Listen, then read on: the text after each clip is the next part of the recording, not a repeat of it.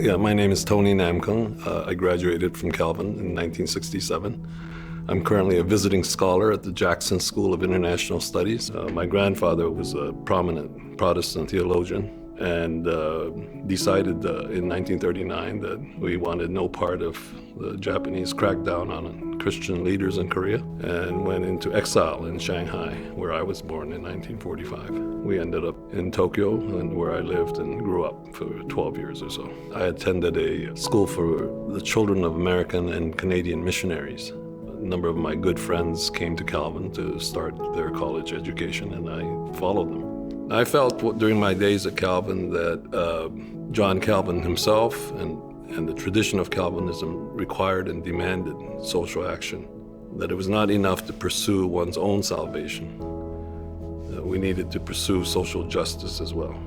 I was in Japan for a year on doctoral dissertation research under a Fulbright, and I discovered for the first time that Koreans living in Japan had been systematically discriminated against by the Japanese. But I knew nothing of this while growing up in Tokyo, and that was a rude awakening and a major turning point in my life. I had already invested 7 years of my life into the study of the history of Japan, and I discovered at that point that there was no future in that.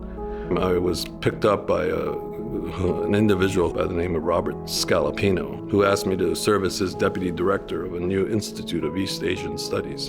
And under his auspices, we sponsored a number of what we used to call Track 2 meetings with the Soviets and with the Chinese from the mainland about their Asia policies.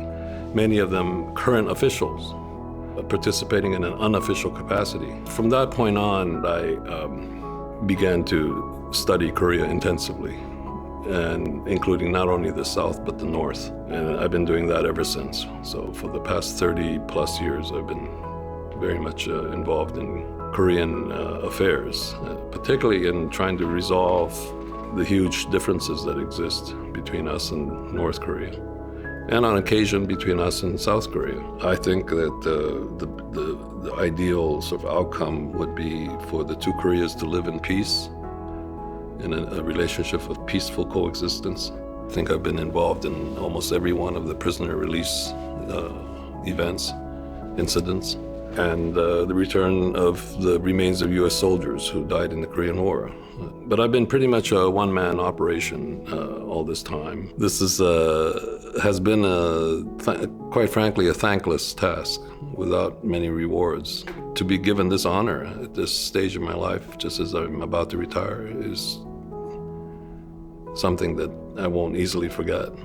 I don't know what possessed the people who made this decision to reach out to me, but I'm very grateful for the honor.